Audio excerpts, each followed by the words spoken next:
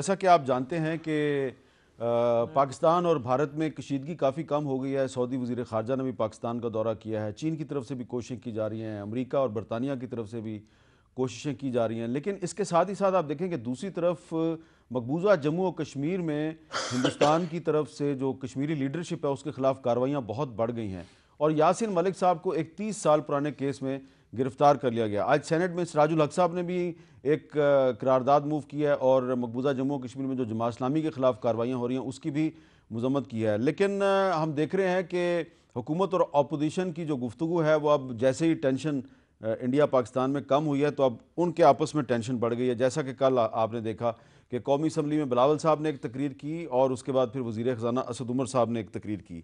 تو سسی پلوجر صاحب, آپ نہیں سمجھتی کہ ابھی صرف ٹینشن تھوڑی سی کم ہوئی ہے اور ابھی بھی حکومت اور اپوزیشن کو ایک پیج پہ رہنا چاہیے, لیکن وزیر خزانہ اور بلاول صاحب کے درمیان جو ایک ٹینشن شروع ہو گئی ہے اس کا فائدہ دشمن کو نہیں ہوگا؟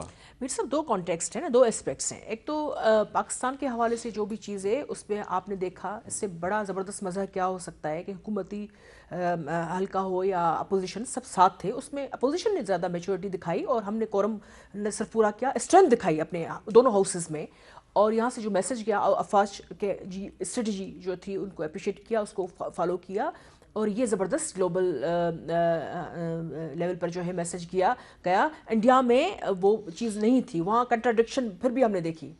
اور اب جو ہے ظاہری بات اپوزیشن کا کام ہی تنقید کرنا ہے. ابھی آپ کے اس میں چیئرمین بلاول بھٹو زرداری صاحب کی کل جو اسپیچ تھی, ایک منجھے ہوئے ایک لیڈر, کم عمری میں بھی انہوں نے جو باتیں کی ہیں وہ پالیسی کے حوالے سے تھے. انہوں نے کسی انڈیویجول کو پرسنلی ہٹ نہیں کیا. یہ پلیز خدا را یہ سب سمجھنے کی کوشش کریں کہ وہ اپوزیشن کے رہنما کے طور پہ جو بھی انہوں نے بات کی ٹو دا پوائنٹ کی. انہوں نے اگر کالعدم تنظیموں کے حوالے سے بات کی تو پاکستان کی حوالے سے جو بھی ابھی پالیسی میں چیزیں آ رہی ہیں تو اس حوالے دہشت گردی کو سامنے رکھتے ہوئے بات کی. اگر گجرات کے بچر کو انہوں نے کشمیر کا جو ہے وہ قاتل اور بچر کہا, انہوں نے بالکل وہی اسٹانس لیا جو ہماری افواج کا ہے, جو ہماری ریاست کا ہے, جو ہونا چاہیے میرے خیال میں. تو اس سے زیادہ میچورٹی ریسپانسبلٹی لیکن ہوا کیا اس میں؟ اب رنجا صاحب میں اس سے پہلے کہ فواد صاحب کے پاس آؤں, کیونکہ آپ درمیان میں ہیں, یعنی کہ نہ آپ کا تعلق پیپلز پارٹی سے نہ پی ٹی آئی سے, ذرا دیکھ لیں, آپ سن لیں جو ہوا ہے اور پھر فیصلہ کریں کہ فائدہ کس کو ہوگا.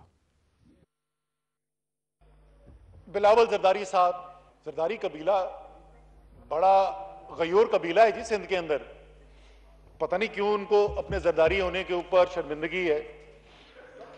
وہ چاہتے ہیں کوئی یاد نہ دلائے ان کو زرداری ہیں, لیکن ہیں تو زرداری, تو ہم تو ان کو زرداری کہیں گے. ہمیں آصف صاحب سے وابستگی سے کوئی شرمندگی نہیں ہے, وہ والد ہیں ان کے. آپ کیوں شرمندہ ہوتے ہیں جل عمر کا نام لیتے ہوئے؟ آپ بھی فخر سے بتائیں نا کہ 71 کے قومی مجرم کا بیٹا ہوں. اچھا, اب یہ جو بحث شروع ہو گئی ہے اس ٹینشن کے ماحول میں, آپ کے خیال میں یہ مناسب ہے؟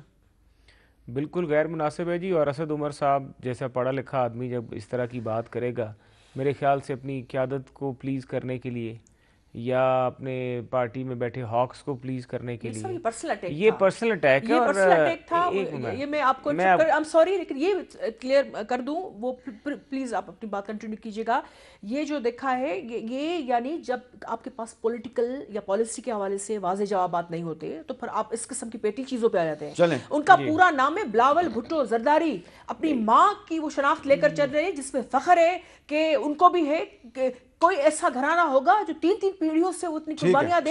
تو اس شناخت کو چیلنج کرنا کہ کیا ان کو دیتا تھا, زیب دیتا تھا. اچھا, اب چوئی صاحب کیونکہ وقت ہمارا کم ہے, چوئی صاحب یہ اس صورتحال کو کول ڈاؤن کرنے کے لیے کوئی کردار نہیں؟ آج ہی اگر آپ دیکھیں پرائم منسٹر صاحب کا, ایک تو آپ نے وہ علاج والی جو بات کی, پرائم منسٹر صاحب کی انسٹرکشن وہ میں نے جاری کی. اس کے ساتھ ساتھ میں نے ایک اور جو امپورٹنٹ جو بات پرائم منسٹر صاحب نے جو آج کہی ہے وہ یہ ہے کہ ہم نے یہ جو کنسنسس کا ایک انوائرمنٹ ہے اس کو ہم نے نہیں ٹوٹنے دینا, اور اس کے لیے ہم نے یہ فیصلہ کیا ہے کہ کمیٹی ہم بنا رہے ہیں. اور ابھی یہ اس پہ بحث چل رہی ہے کہ شاید پرائم منسٹر صاحب خود ہی اس کو لے کے چلیں گے انیشیٹو, یا شاہ محمود قریشی صاحب کو وہ ذمہ لگاتے ہیں. لائکلی ہے کہ وہ خود ہی کریں گے. وہ یہ ہے کہ ہم جو تمام یہ جو کارروائیاں ہو رہی ہیں نیشنل ایکشن پلان کے تحت, اس میں ہم جو تمام پارلیمانی لیڈر ہیں ان کو ہم چاہتے ہیں کہ ان کو پرائز بھی کریں, ان کو معلومات بھی ہوں, اور ہم ان کے جو مشورے ہیں وہ لے کے آگے چلیں. آپ نے بالکل صحیح کہا ہے, ٹینشنز میں تھوڑی کمی آئی ہے, لیکن ظاہر ہے کہ یہ ابھی اتنی نہیں آئی ہے کہ ہم سارے ملک خطرے سے ابھی باہر نہیں نکلا. ہمیں ضروری ہے نیشنل سیکیورٹی میں ہمارا اکٹھا ہونا بھی ضروری ہے, ہماری ایک دوسرے کے ساتھ ایک وہ بھی امپورٹنٹ ہے کہ ہمارے شیئرنگ ہو, اور ہم ان کے سے کیا یہ اچھا نہیں ہوگا یہ جس کمیٹی کا آپ ذکر کر رہے ہیں اس کے سربراہ اگر عمران خان صاحب بن جائیں اور اس میں آصف زرداری صاحب بھی آ جائیں, شہباز شریف صاحب بھی آ جائیں اور باقی لوگ بھی آ جائیں؟ نہیں, یہ تو پرائم منسٹر صاحب کا جس طرح سے ہم نے پارلیمانی رہنماؤں کی بریفنگ کی ہے اس طرح سے ہی ہوگی. لیکن اس بریفنگ میں پرائم منسٹر صاحب نہیں آئے تھے. نہیں وہ اس کی وجوہات تھی, وہ میں آپ کو آف دی کیمرہ بتا دوں گا کیوں نہیں آئے تھے, لیکن ایشو یہ تھا کہ اس وقت سچویشن ذرا اس طرح کی ہو گئی کہ وہ نہیں آ سکتے. لیکن پرائم منسٹر صاحب کو 2-3 چیزیں ہیں, میں وہ بات نہیں کروں گا کہ ماحول خراب ہو, لیکن اکانومی, نیشنل ایکشن پلان اور کشمیر, ان تینوں ایشوز پہ اپوزیشن